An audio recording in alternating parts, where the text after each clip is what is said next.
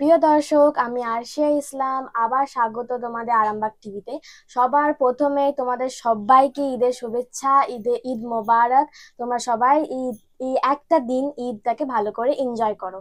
তো আজকে আমি আরেকজনকে ইন্টারভিউ করার জন্য নিয়ে চলে এসেছি। আর এখানে দেখতে পাচ্ছ আমার পাশে একজন বসে আছে। তো অফকোর্স একে আমার বাবা ভেবো না, কারণ কি বাবা অতটা বুড়ো না, কিন্তু এটা আমার বাবার বাবা, মানে আমার দাদু। তো আজকে আমি তোমার সঙ্গে শেয়ার করব যে কি করে আমার দাদু তাদের কালে, মানে আমার দাদুর কালে কি করে ঈদ সেলিব্রেট করতো, বা বাবা ছোটবেলায় কি করে করতো, বাবার ছোটবেলায় কি দুষ্টুমি, পড়াশোনা করতো নাকি, এইসব জিজ্ঞাসা করব। তো চলো শুরু করা যাক। দাদু, সবার প্রথমে তুমি নামটা বলে দাও। শেখ আব্দুল সত্তার। ওকে।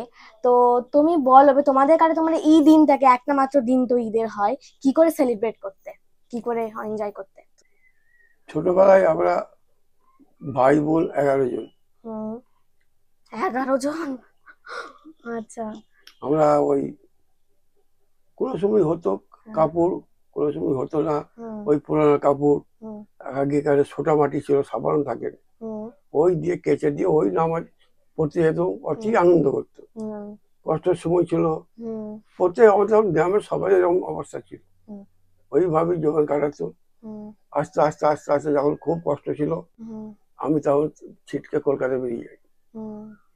কলকাতায় বেরিয়ে মানে একবার, বছরে একবার শুধু কোরবানিতে বাড়ি আসতাম। একবার এসেছি, আমার এই বড় বোনের বিয়ে হবে, মানে আমি বড়, আমার পরে বোনের বিয়ে হবে, 30 টাকা লাগবে। গ্রামে তখন লোককে সভা করতে হয়, বলতে হয়, টাকা থাকেনি। ওই 30 টাকায় আমি এনেছিলাম, এই 30 টাকা দিয়ে বোনের বিয়ে হয়েছিল। মাত্র 30 টাকা দিয়ে? ওই গ্রামের দিতে হবে। গ্রামে একটা ওই চার্জ ছিল, যা না খাতে পারলে, না দিতে পারলে, তখন 30 টাকা অনেক দাম। এইরকম করে এই জীবন কাটতো। আর আচ্ছা, এবার বলো, যখন বাবা মানে মানে আমার বাবা যখন ছোট ছিল, তখন কিভাবে ওরা সব ভাই বোনেরা ঈদ কাটাতো? তখন তো আব্বা ছোটবেলায় ছিল, তখন সবাই দাদু ছিল, দাদু দাদু ওরা গেলে খুব ভালোবাসতো, কোনো তাদের অত ই করতো না, যেখানে যেত নিয়ে যেত, ওয়াই শুনতে যেত নিয়ে যেত। ঈদের দিনে তারা একাই আর ইচ্ছা মতন খুব আনন্দ করে এ চলতো। হয়তো শিমুই কিনে এনেছি, বলছি না আব্বা আমি আমি আনি, মন খারাপ করতো, কিন্তু এনেছি আমি। ওকে একটু এ করার জন্য এ করতো, বদমাস ছিল, পড়াশোনা করতো, পড়াশোনা করতো, আর পরীক্ষা হলে 8 ঘন্টা লাগতো, বেরিয়ে চলে আসতো। এসে স্পিডে পরীক্ষা দিত, এসে দেখছি খেলার মাঠে খেলা দেখছি, এসে আবার দাদিকে বলি এই ব্যাপার, বলছে আমার পরীক্ষা হয়ে গেছে। কি করে হয় এরকম করে, কিন্তু রেজাল্ট যেন খুব ভালো ছিল, পড়াশোনায় খুব ভালো ছিল, পড়াশোনায় খুব ভালো ছিল। আচ্ছা। আর ওই খেলায় খুব ভক্ত ছিল, বাচ্চা বেলাতে ক্রিকেট খেলা হবে, কিছু জানতো না, কি বোর্ড লিখবে, মাঠ পরিষ্কার করবে। আমার ঘরের সামনে জমি আছে, জমিতে করতো, করতে করতে তারপরে আবার ওই খেলা দিয়ে লেকচার দেওয়া শিখলো। তারপর বিশাল এ করলো, করতে করতে পড়াশোনা যে খুব লড়াই করেছিল। আমার তখন খুব অবস্থা কাহিনী, তবে আমি চালিয়ে গেছিলাম। আমাকে অনেকে বলেছিল যে ভুল পথে চলছো, আমি বলছি ভুল পথে আমি চলিনি, আমি যে ভিড়টা দিচ্ছি আল্লাহ আমাদের ভালোই আছে। তারপরে এসে গেল ওই ওকে মিশনে, খরচপুর মিশনে ভর্তি করা হলো। বলে তোমার এই পড়ার সায়েন্স পড়ার যোগ্যতা তোমার নেই। আমার কাছে গেল, আমি কলকাতায় থাকি তখন, ওখান থেকে আবার আমি এসে বোঝানো, বললো না এর কোনো সায়েন্স পড়ার ক্ষমতা থাকে নেই, এ পারবে না, ওকে গ্রামে নিয়ে যায় এখনই ভর্তি করো। তো একজন মেদিনীপুরের প্রফেসর ছিল, সে আমার ডেকে বোঝাই, ওর যদি জেদ থাকে তুমি দেশে যে কোনো উপায়কে ভর্তি করো, দেখবে ও বেরিয়ে যাবে। আল্লাহ রহমতে ভালো রেজাল্ট নিয়ে বেরোয়। তারপর তার জীবনী ই কলেজ ও কলেজ কোথায় পাইনি, ভবানীপুর পিন্টু পার্কে ওই কলেজে ভর্তি করি। নিজের কিছু নেই, পেঁয়াজ ভর্তা ভাত খেয়েই কলেজ করেছে। সারা রাত কাজ করতো, 10 টাকা পেত গাড়ি ভাড়া, আর খাওয়া নেই। সেই পড়ার চেষ্টা করে তারপরে ভালো রেজাল্ট নিয়ে বেরিয়ে আসে। এবার না, তার আগে একটু বদমাশি হয়েছিল, যে পড়তে পড়তে একদিন শিয়াল করতে গেছে, আমার কানে পড়ে। হ্যাঁ, বলছে এরকম গেছে, আর এসব বকাবকি করেছিল। তারপরে পড়াশোনা চালিয়ে গেল, চালানোর পরে ভালো রেজাল্ট হলো, হওয়ার পরে পরে আমি ঝুঁকছিল টিভি চ্যানেলে কাজ করব খবরের জন্যে। খুব করেছে, খাবার কষ্ট, চলার প্রতি কষ্ট, থাকার কষ্ট। আমি দিন রাত আমি ভর্তি হয়ে যেতে, কলকাতায় ভর্তি 3 বছর ঘর আসিনি। এইভাবে জীবনে লড়াই করেছি। আজিত বকদের খুব কষ্টের সঙ্গে কাটিয়েছেন। আজ সামনে দাঁড়িয়ে যেটা ভাবা যায় না, আল্লাহ সেটা আমাকে অনেক দিয়েছে বা অনেক করেছে বা করে চলেছে। আচ্ছা, তো আমি এত কিছু শুনলাম যে ছোটবেলায় তোমাদের আর্থিক অবস্থা খুব খারাপ ছিল, কিন্তু তার মধ্যেও বাবা পড়াশোনা করেছে, আর তোমরা আরো আমার যারা পিসি সবাই আছে ওরা পড়াশোনা করেছে। তাহলে এটা তো বুঝলাম, কিন্তু আমি শুনেছি ছোটবেলায় সবাই দুষ্টুমি করে। তোমার বাবা কতটা বেশি দুষ্টুমি করতো? প্রথমে ছোটবেলায় ওই খেলতে খেলতে কেঁদে ঘরে এসতো। দাদি একদিন ধরে খুব মারে, তুই মার খেয়ে ঘরে এসে কাঁদছিস, মেরে আসতে পারিস।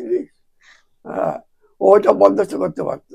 অনেক সময় স্কুল থেকে এসে আবার কাঁদতে লেগে বলে ফেল করে গেছে।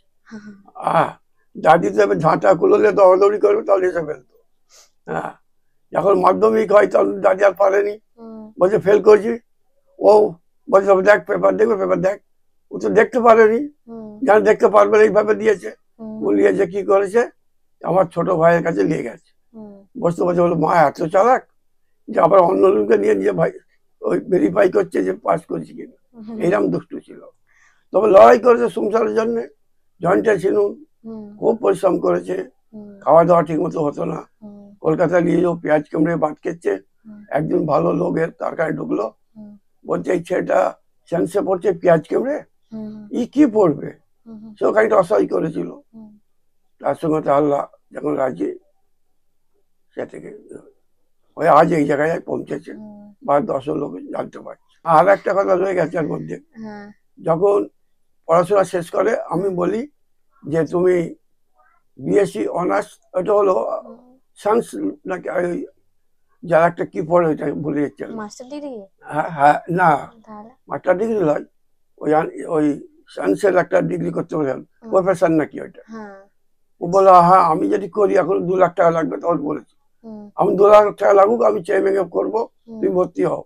বলছে শুধু আমি ভাবলে হবে নি, আমার পিছনে যে ভাই বোনরা আছে তারা পিছিয়ে যাবে। এই আসলে ওর থেকে আর এগোয় থেমে যায়। কিন্তু ভাই বোনও সত্যি এই 5 ভাই বোনই একদম একই জায়গায় পর্যায়ে টেনে নিয়ে গেছে। আর তোমরার জন্য আমি যা লড়াই করছি, আমার চেয়ে এখন বেশি লড়াই করে।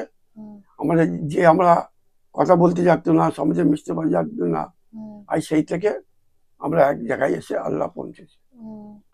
আর তুমি সে সবার প্রথমে যখন যে গল্পটা বলছিলে, তখন তুমি একবার মাঝখানে বললে, আমি শুনলাম যে বাবা নাকি একবার সিরিয়াল করতে গেছিল। হ্যাঁ, তখন তুমি খুব বকাবকি করেছিলে। তো বাবার কি সিরিয়াল করার সত্যি কোনো নেশা ছিল, ইচ্ছা ছিল? তখন তবে সিরিয়াল ওটা সরিয়েও পারিনি, চ্যানেলে চলে গেছে, খবরের চ্যানেলে। মানে এইটা যেটা বুঝতে পারা যাচ্ছে যে বাবা ছোটবেলা থেকে ফেমাস হওয়ার খুব ইচ্ছা ছিল, তাই প্রথমে সিরিয়ালে গেল, আর সিরিয়াল যখন হলো না তখন টিভি চ্যানেলে যোগদান দিল। আচ্ছা, খবরে। হ্যাঁ, আর খবরদার পরিশ্রম করেছে, যে ওই লাইনে পড়েনি, কিন্তু যে কাজটা করতো জেদে করতো, কিন্তু সে জেদি উত্তীর্ণ হতো। আচ্ছা, তুমি সেটাও বললে যে বাবা নাকি পেঁয়াজ কামড়ে ভাত খেয়ে তারপরে পরে যেত, ওই 10টায় পুঁজি, সারাদিন তার সন্ধ্যাবেলা এসতো, এসে রাত 8টায় ভাত, এইরকম না খেয়ে না দিয়ে। আচ্ছা, লাস্ট প্রশ্ন এই ভিডিওর, যে তোমার কি পাপাকে নিয়ে প্রচুর গর্ব হয়? গর্ব তো হবেই, আমাকে সারা বিশ্বের তো এই আছে, মানুষ চেনে। আগে আমি যেগুলো বলতুম যে তুমি যে তোমার বাইরে এরকম খবর পেয়েছি, তুমি আমাকে কিছু বলোনি, বলছে কে বললো, আমি অমর লোক বললো, বললো ওইটাই তোমার ভালো। আমি বলে নিজে নিজে বড় হতে চাই না, তুই 5 জনকে শুনে যদি বলো ভালো, তাহলেও ভালো।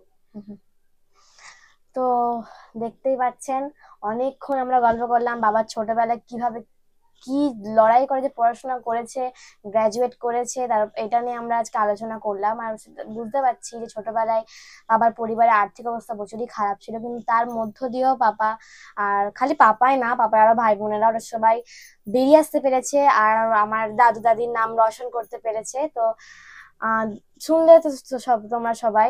তো আজকে এত ধরি, তোমরা ভালো থেকো, ঈদের দিনটাকে ভালো করে কাটাও। Thank you.